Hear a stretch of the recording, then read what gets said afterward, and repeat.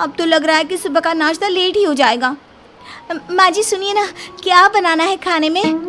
अरे बहू, अभी तो उठी हो, थोड़ा चाय वाय पी लो, व्यायाम कर लो, सुबह की मॉर्निंग वॉक, कुछ अच्छी किताबें। अरे जब देखो खाने के बारे में सोचती रहती हो।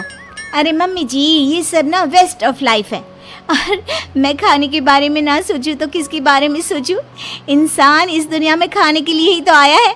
मैं बेस्ट ऑफ लाइफ के बारे में सोचती रहती हूँ, और फिर किताबें पढ़कर किसका पेट भरा है बताइए?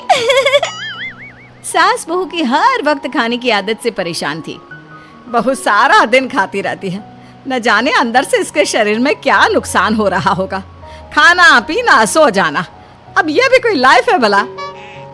वैसे भाभी, आप रोजाना कितने किलो खाना खा लेती होंगी? हाँ? अरे इतना तो खा ही लेती हूँ कि तुमको सबक सिखा सकूं। जब देखो तब मेरे खाने पर नजर रखती हो। देखो ना माँ, सारा दिन इनके लिए खाना बना बना कर हाथ में छाले पड़ गए हैं, वरना भैया के ऑफिस जाने के बाद घर की रसोई में तो जैसे पहले काम ही खत्म हो जाता था। सही बोल रही है। वैसे बहू, अगर आज तुझे खाना खाना है ना तो खुद ही बनाना पड़ेगा, क्योंकि यहाँ कोई तेरे लिए इतना सारा खाना नहीं बना सकता। माँ जी, इतना ज्यादा थोड़ी ना खाती हूँ, थोड़ा सा तो खाती हूँ, और मैं रसोई में गई तो मेरे ऑफिस का काम कौन करेगा, इसलिए। थोड़ा सा? जितना आप खाना खाती हो ना, उतने में तो हमारा पूरा गांव खाना खा ले। हाँ तो खाती हूँ, इसमें क्या बड़ी बात है? तुम लोग नहीं बनाओगे मेरे लिए खाना तो मैं खुद अपने लिए बना सकती हूँ।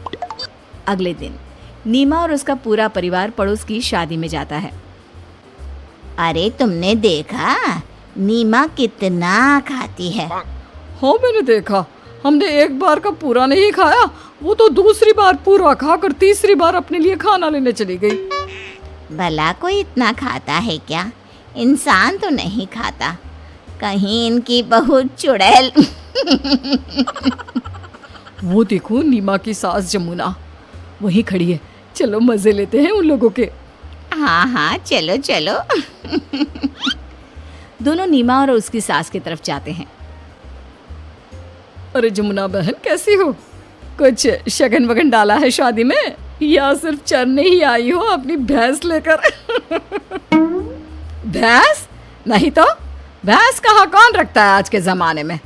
वैसे हाँ, शगन तो डाला है पूरे 1100 का। तुम बताओ। बहू को तो पूछने की जरूरत नहीं है, वो तो हम सबको दिख ही रहा है ना जमुना बहन। डॉलर तो हमने 1100 ही है, लेकिन जिस हिसाब से तुम्हारी बहू खाना खा रही है ना, 10 लोगों का तो अब तक खा चुकी है, और अब तो मीठे की बारी। बाप रे बाप। तभी बहू आ जाती है। अरे आप लोग यहाँ खड़े हैं, जाकर जरा छोले खाइए ना, एक बार खाएंगे तो 10 बार और खाएंगे, सच्ची में। हमारा तो पता नहीं नीमा, लेकिन शायद तुम्हें बहुत पसंद आ गए यहाँ के छोले, तभी तो हर 2 मिनट के बाद छोले के बर्तन के सामने चली जा रही हो।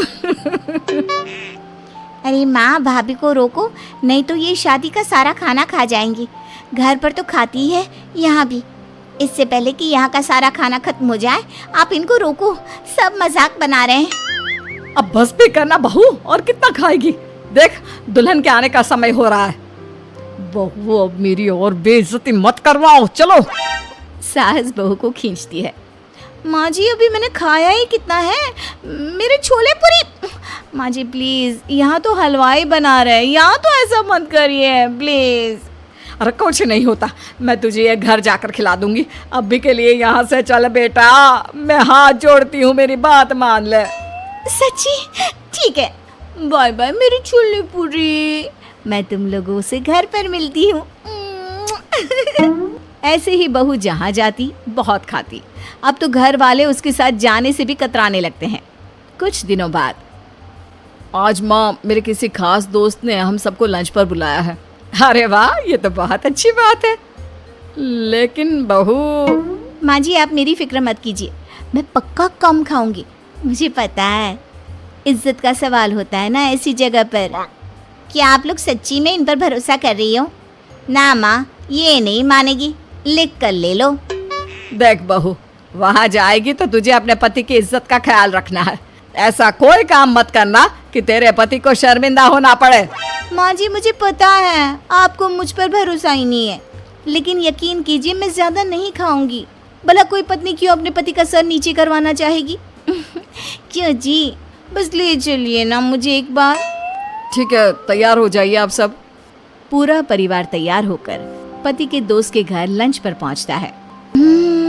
खुशबू तो बहुत अच्छी आ रही है, लगता है खाना बहुत स्वादिष्ट बना है। खाकर तो देखिए एक बार, भाभी जी आप तो उंगलियां चाटती रह जाएंगी। हाँ हाँ क्यों नहीं, उंगलियां क्या, जरूरत पड़ी तो प्लेट भी चाट लूंगी। सभी खाना शुरू करते हैं और बहू वो तो अपनी आदत के अनुसार रुकने का नाम ही नहीं लेती। अरे लाइए लाइए, क्या पनीर अंदर दबा रखा है, और जब तक पनीर आ रहा है जरा वो हलवाए ना। अरे नाना, कटोरी नहीं पूरा डोंगा दे दो, कोई बात नहीं।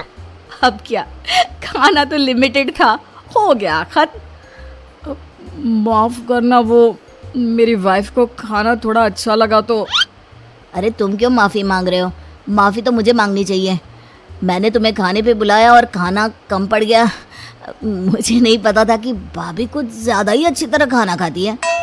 हाँ ये बात तो आपने सही कही, मुझे ना खाना बहुत पसंद है। ऊपर से इतना अच्छा और स्वादिष्ट खाना बना था कि मैं खुद को खाने से रोक ही नहीं पाई। वैसे ज़्यादा अब भी नहीं खाया है। वो क्या है ना, घर से इन लोगों ने मुझे कहा था खाना कम खाना, तो मैंने कम ही खाया है। कम खाया है? अरे नहीं नहीं भाभी, भूखे नहीं जाना चाहिए, रुकिए मैं अभी और बनवा देता हूँ। अरे नहीं नहीं, कोई ज़रूरत नहीं है, हम लोगों का भी बस हो गया अब। हाँ वैसे कोई ज़रूरत तो है नहीं, लेकिन आज से ना ऐसा मत करना कि मेहमान बुला लो और पूरा खाना भी ना बनाओ, ठीक है? अच्छा थोड़ी ना लगता है, भगवान का रूप होते हैं मेहमान। हाँ हाँ जी भाभी। जब से बाहर चले जाते हैं, मुझे माफ़ करना जो भी मेरी बीवी ने किया, इसीलिए मैं तुम्हें लंच के लिए मना कर रहा था। अरे कोई बात नहीं, ये सब होता रहता है।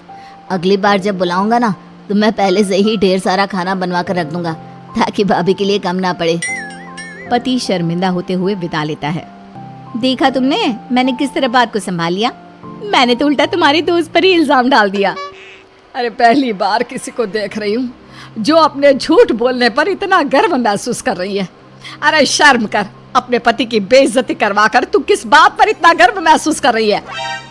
मैंने तो पहले ही कहा था, इस भूखड़ औरत पर भरोसा मत करो। मिल गई शांति अपनी बेइज्जती करवा कर। बेचारा भैया तो इतने सदमे में है कि उनसे कुछ बोला भी नहीं जा रहा।